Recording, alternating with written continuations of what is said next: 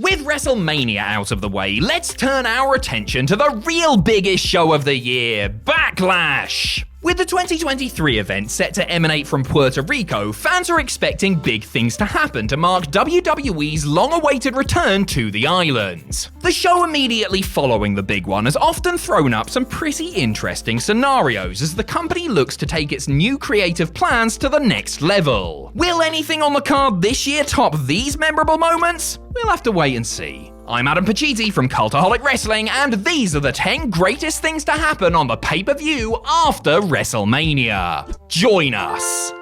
Number 10, Spotlight on Cena at Backlash 2009. 1 month after John Cena won the World Heavyweight Championship in a triple threat at WrestleMania 25, he would put the belt on the line at Backlash against the man he took it from. Edge took on the leader of the C Nation in a last man standing match which, as you can imagine, got pretty bloody intense. Just when it looked like Big Match John was going to win the day with an attitude adjustment, there was a run-in, which was actually more of a jog-in, from none other than the world's largest athlete. Big Show had also been in the world title match at Mania and wanted to exact his revenge on the winner. He picked up Cena like he weighed nothing at all before hurling him into a giant spotlight that blew up in a shower of sparks. This was easily one of the more adventurous spots of this time period and one of the biggest bumps John Cena has ever taken. Seriously, he sold this like he was half dead.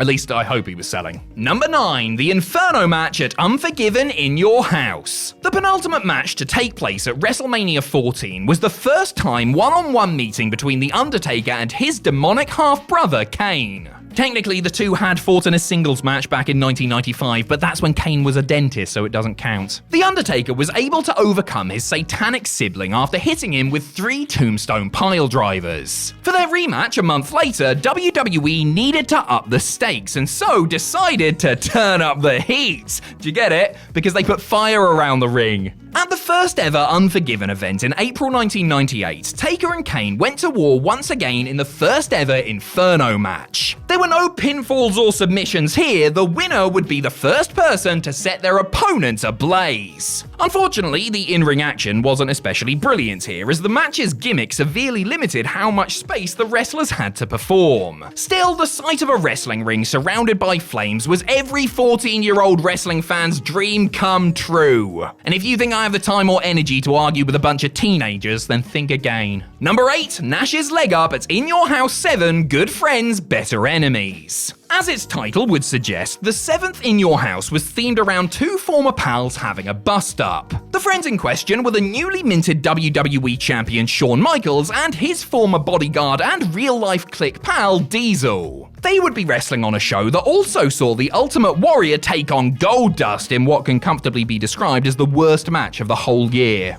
In fact, to even call it a match is a bit of an insult. Anyway, Michaels vs. Diesel was much better as the two buddies had incredible in-ring chemistry. The whole match deserves a place on this list, but if we had to pick just one moment, it would be this one. Before the match started, legendary wrestler Maurice Mad Dog Vachon was shown sat in the crowd. This played into the bout itself when Diesel accosted the future Hall of Famer, throwing him out of his seat before pulling off his prosthetic leg to use as a weapon. The sight of Kevin Nash wielding a man's fake limb like a lightsaber is truly one for the ages and something that could only happen in the wacky and wonderful world of pro wrestling. Number 7, Goldberg's first match at Backlash 2003. The Rock was riding high the night after WrestleMania 19, having finally defeated Stone Cold Steve Austin at the Showcase of the Immortals. Finally, he thought, The Rock is done with massively over, bald-headed men with goatees. Well, not quite. Rock's victory speech on Raw was cut off by a debuting Bill Goldberg.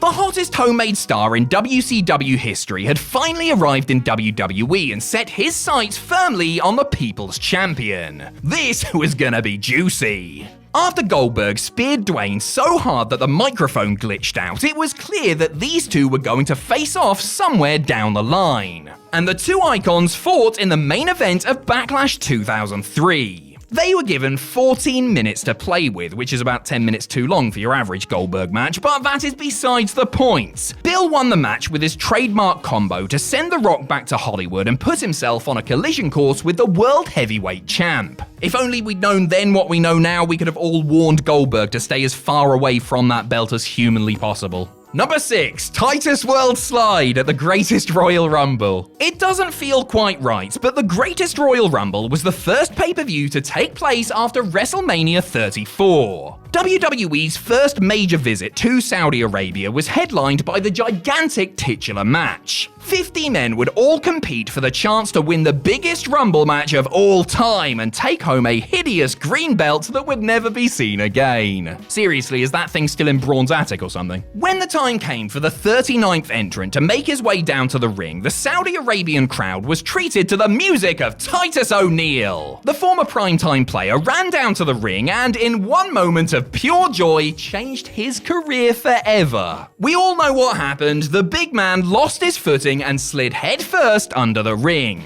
This event, dubbed TITUS World Slide, would capture the attention of the wrestling internet like few other things ever have, and Titus became a walking meme overnight. Forget any of his actual matches or his amazing charity work, this is Titus's greatest contribution to the world. Number 5, Bayley cashes in at Money in the Bank 2019. Technically, the first WWE live streaming event after WrestleMania 35 was The Shield's final chapter, which played host to Dean Ambrose's farewell bout. However, we are not counting that because A, it wasn't on pay-per-view, and B, we really don't want to. So let's skip ahead to May 19th, don't tell Kane, and the 2019 Money in the Bank show. Having won both the Raw and SmackDown Women's Championships at WrestleMania, Becky Lynch was set to defend her 2 belts on the same night. She successfully retained the Raw strap over Lacey Evans, but dropped the SmackDown one to Charlotte Flair immediately after. Never fear though, a certain hugger was around to save the day. Bayley had won the women's briefcase earlier that night and swooped in to cash in on her fellow horsewoman. The crowd popped several times throughout the segment, once when Bayley's music hit, once when it became clear that she was cashing in, and once when she pinned the Queen off an elbow drop to become the new champion.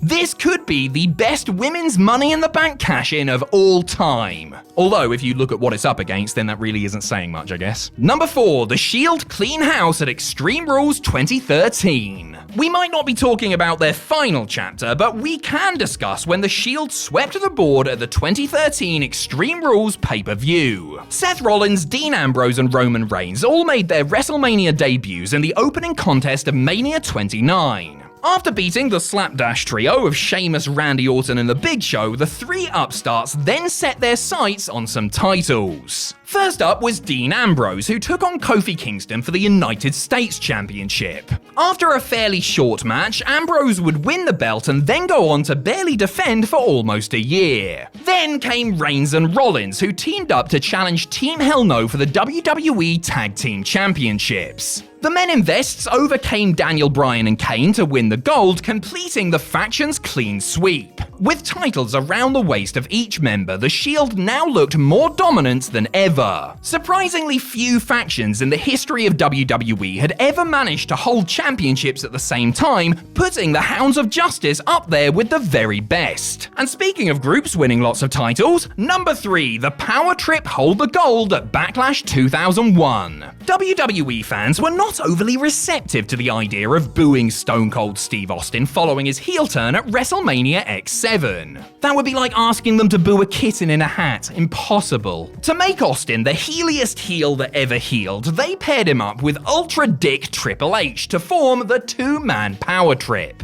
This new partnership set up a very intriguing match for the main event of Backlash 2001. WWE Champion Stone Cold and Intercontinental Champion Triple H against World Tag Team Champions the Brothers of Destruction for all the marbles. Why not throw in some vouchers for WWF New York whilst you're at it? After a whole bunch of interference and shenanigans, the Power Trip won the match and confirmed their position as the most powerful group in all of WWE. Granted, this didn't last long as Triple H's leg exploded shortly after, but for one brief moment, this was awesome. Number 2, Orton vs. Foley at Backlash 2004. Randy Orton was a right little punk in 2004, and not in a cool split pin through the nose kind of way. He was a jumped-up little prick with a fixation on destroying legendary wrestlers. One wrestler that crossed his path was Mick Foley, whom the young Viper humiliated at every possible turn. At WrestleMania 20, Orton and his Evolution buddies defeated the Rock and Sock Connection in a handicap match. Tired of having other people fight Randy's battles, Foley challenged the Intercontinental Champion to a match at Backlash. Only it would be no disqualification, and he would be wrestling as Cactus Jack. Uh-oh. In much the same way as he had done with Triple H 4 years earlier, Foley used his signature match type to give Randy the rub. This brutal affair filled with thumbtacks and barbed wire tested the limits of what the youngster was capable of and gave him a huge win over an established name.